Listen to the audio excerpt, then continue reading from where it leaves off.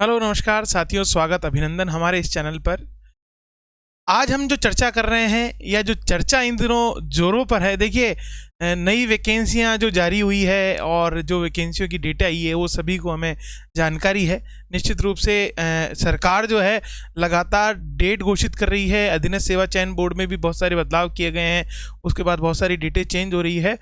पर अभी जो चर्चा चल रही है वो सबसे बड़ी चर्चा चल रही है एसआई के पेपर को लेकर, या पूर्ववर्ती सरकार जो कांग्रेस सरकार थी उसके दौरान जो पेपर लिए गए और उन पेपरों में लेने के बाद जो अब गड़बड़ियां पकड़ी जा रही है। जो इस सरकार को चुनाव से पहले जो प्रमुख मुद्दा था, पेपर लीक जो प्रमुख मुद्दा था, उस पेपर लीक की जो जांच एसआईटी गठित होने के बाद हो रही है, वो अभी सबसे बड़ी चर्चा बनी हुई है। हम साथी बेरोजगारों के साथ, वो सभी साथियों के साथ जो जुड़े हुए हैं नौकरियों से, उन सभी के साथ ये चर्चा चल रही है। और इसी चर्चा में आज एक नया अध्याय जुड़ने जा रहा है। निश्चित रूप से कल शाम को एक न्यूज़ आई कि जो आरपीएससी की मेंबर है संगीता आर्य और जो मंजू शर्मा, जो कुमार विश्वास जी की वाइफ हैं, मंजू शर्मा जो कि असिस्टेंट प्रोफेसर है, उन दोनों से पूछताछ की गई एसीबी के द्वारा। देखिए एसीबी के बारे में आप सभी को जानकारी होगी कि राज्य में कहीं पर भी अगर भ्रष्टाचार संबंधित कोई भी प्रकरण आता है किसी भी लोक सेवक के द्वारा जो सरकार से जुड़ा हुआ है या सरकार के अधीन है, और वो भ्रष्टाचार घटित करता है या भ्रष्टाचार करने के चेष्टा करता है, प्रयास करता है, तो उसकी जांच एसीबी के द्वारा की जाती है। और उसी जांच के तहत आज जो हमने टाइटल रखा वो यही रखा है कि एसआई पेपर तो लीक हो चुका, उसका प्रमाण भी मिल चुका है। अब देखना यह है कि सरकार इस पेपर को कैंसिल करती है या नहीं करती है, या फिर पेपर दोबारा करवाया जाता है, पूरा रद्द किया जाता है, और या फिर पेपर को वहीं रखकर जो लिप्त लोग हैं उनको बर्खास्त किया जाता है। परंतु उम्मीद यही है कि पेपर जो है वो निरस्त होगा, निश्चित रूप से निरस्त होगा, क्योंकि इसमें इतने घोटाले हैं जिसकी कोई सीमा नहीं है। अभी परतें खुल रही है। हमारे साथियों के द्वारा जयपुर में जो है धरना प्रदर्शन किया जा रहा है रद्द करने हेतु। तो उम्मीद हमें यही है कि सरकार हमारी सुनेगी और पेपर रद्द होगा। परंतु अब जो है वो ईओआरओ का जो पेपर है जो 2023 में हुआ, बहुत प्रतिष्ठित भर्ती थी 2023 में ईओआरओ, क्योंकि एक सिंगल पेपर के माध्यम से एक बहुत बड़े पद के लिए, जो अपने आप में एक आरएस का पद होता है उसके बराबर का पद जो है, उसके लिए एक भर्ती आयोजित की गई थी। और अब आप देखिए जब वो भर्ती आयोजित हुई थी उसके जस्ट बाद 4 जनों को गिरफ्तार किया गया था। हाईकोर्ट में भी बहुत सारे विद्यार्थियों ने जो है इसके बारे में जो है पीआईएल दायर की थी, और साथ ही कुछ लोगों को रिश्वत के तौर पर गिरफ्तार भी किया था रिश्वत लेते हुए। तो उनकी परतें अब खुलने लगी है एसीबी के द्वारा, क्योंकि सरकार चेंज होने के बाद अधिकारियों पर जो है अलग प्रकार का दबाव आता है। पूर्व में हम देखें कि उन्होंने चार्जशीट के अंदर किसी भी आरपीएससी मेंबर का नाम नहीं लिया था, परंतु जो अपराधी है उनके द्वारा जो है आरपीएससी मेंबर्स का नाम लिया गया। उसी को देखते हुए आज जो है अब ईओआरओ की बारी आ गई है, और ईओआरओ की भी जांच प्रारंभ हो चुकी है एसीबी के द्वारा। और जल्द ही मुझे ऐसा प्रतीत हो रहा है, ऐसा लग रहा है, ऐसी न्यूज़ आ रही है कि जो हमारा एसआईटी गठित की गई है, जो स्पेशल टास्क फोर्स गठित की गई है, उसके द्वारा भी इसमें संज्ञान लिया जाएगा। कोर्ट द्वारा दोनों को जांच के लिए बुलाया गया है।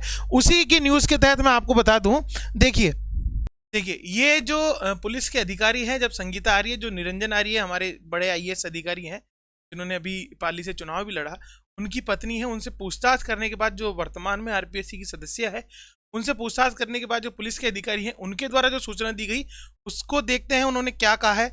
देखिए, ये हमारे यहाँ 191/23 ट्रेप कार्रवाई का प्रकरण दर्ज हुआ था, जिसमें पहले 4 इन्होंने ये बताया है कि ट्रैप कार्रवाई की गई 191/23, जो कि केस नंबर है जयपुर में जो एसीबी ने दर्ज किया है वो प्रकरण नंबर है। उसके तहत जो है इन दोनों से पूछताछ की जा रही है, क्योंकि जो उस समय गिरफ्तार किए गए थे अपराधी, उन्होंने इन दोनों का नाम या इन दोनों के नाम से रिश्वत लेने की जो है कार्य किया था।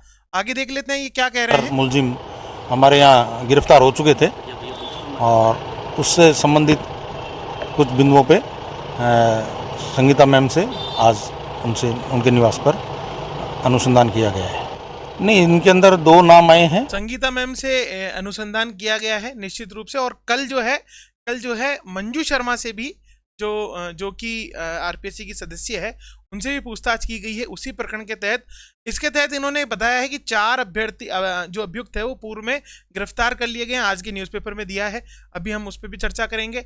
और उनके द्वारा जो है इनका नाम लिया गया है, एक परिवादी है विकास कुमार, उनके द्वारा जो है ये प्रकरण दर्ज करवाया गया कि उनसे लगभग 18 लाख की राशि जो है ले ली गई, 40 लाख की मांग की गई थी। अब देखिए, आप इस पूरे प्रकरण को अगर हम ध्यान से देखें तो आपको कितना बड़ा झोल दिखाई देगा कि 4 ऐसे सरकार से जुड़े हुए लोग, जो कि एक बोर्ड के अध्यक्ष भी हैं गोपाल केसावत, उनके द्वारा इन 2 मेंबर्स के नाम पर रिश्वत मांगी जाती है एक व्यक्ति से कि 40 लाख रुपए देने हैं और वो आपको ईओआरओ के पेपर में पास करवाएंगे। अब देखिए, यहाँ किसी भी इंटरव्यू की बात नहीं हो रही है या पेपर लीक जैसी कोई घटना नहीं हो रही है। यहाँ क्या हो रही है, यहाँ हो रही है कि आप अपना पेपर दे के आइए और हम आपके ओएमआर के माध्यम से या अंदर आरपीएससी में जिस प्रकार की सेटिंग करके हम आपको पास करवाएंगे, उसके बदले 40 लाख मांगे जा रहे हैं। तो आप ये सोच सकते हैं कि कितनी बड़ी घोटाले के अंदर फंसी हुई है आरपीएससी और वास्तविकता में क्या स्थिति रही होगी पिछले पेपरों की,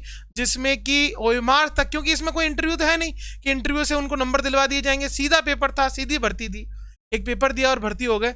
और पेपर देने के बाद उनसे रिश्वत मांगी जा रही है 40 लाख रुपए की रिश्वत, जिसमें से 18 लाख उनको लेते वक्त गिरफ्तार किया गया। तो निश्चित रूप से अगर कोई राशि ले रहा है तो कहीं ना कहीं कोई ना कोई तो दाल में काला होगा ही। आगे देखते हैं इन्होंने और क्या कहा है। संगीता आर्य और मंजू शर्मा नाम से 2 नाम आए हैं, तो कल उनसे भी जो है अनुसंधान किया जाएगा। परिवादी ने ये कि मेरे को ईओ भर्ती के लिए जो है सिलेक्शन करने के लिए 40 लाख रुपए की मांग की है और जिसके लिए मेरे से 25 लाख रुपए एडवांस में जो मांग रहे हैं और 18.5 लाख रुपए लेते हुए एसीबी के द्वारा तत्समय इनको 4 अभियुक्तों को अरेस्ट किया गया था। तो उस 4 में जब गिरफ्तारी हुई थी, उस 4 में उसके बाद जो नाम निकले के आए हैं वो कितने नाम है, किन किन लोगों से और पूछताछ की जानी है?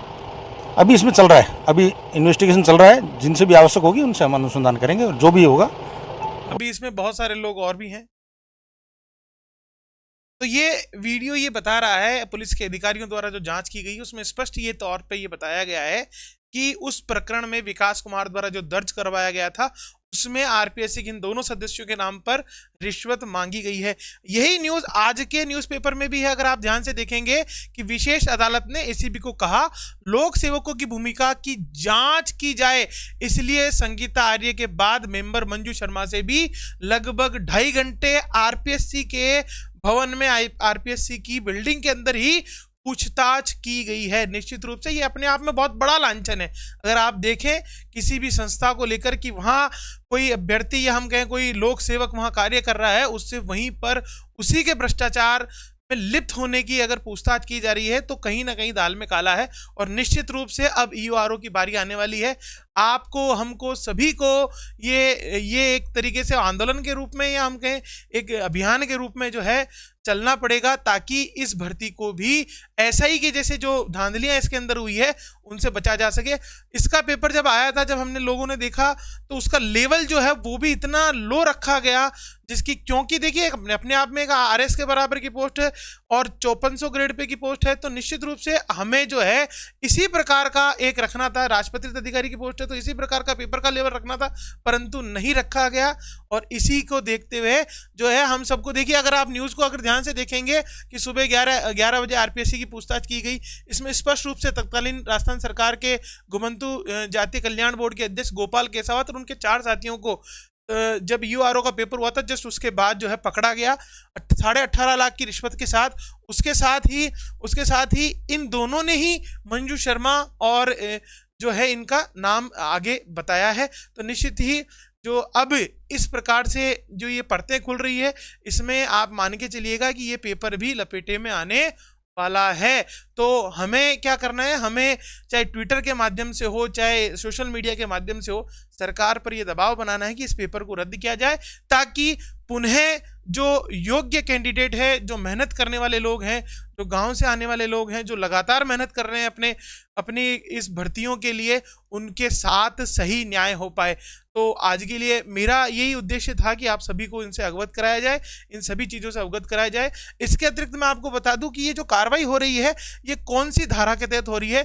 तो हमारा एक पीसी एक्ट है, पोटेंशियल क्रिमिनल प्रिटेंशियल करप्शन एक्ट जो है हमारा 2010, उसकी धारा 7 और 7A के तहत जो है लोक सेवकों द्वारा रिश्वत मांगे जाने, उनके नाम पर रिश्वत मांगे जाने पर जो है उनसे जांच की जा सकती है और जो व्यक्ति रिश्वत ले रहा है उसे लगभग 6 वर्ष का कठोर कारावास हो सकता है। तो निश्चित रूप से इस एक्ट के तहत जो है ये सारी कार्रवाई हो रही है, जिसमें कि एसीबी का 191/23 जो हमारा केस दर्ज हुआ है उसके तहत इनसे जानकारी प्राप्त की जा रही है। तो निश्चित ही ये जो जानकारी है आपके लिए उपयुक्त होगी, यूजफुल होगी, या हम कहें आगे आने वाले समय में हम इससे भी संबंधित और जानकारी आपको लेकर आते रहेंगे।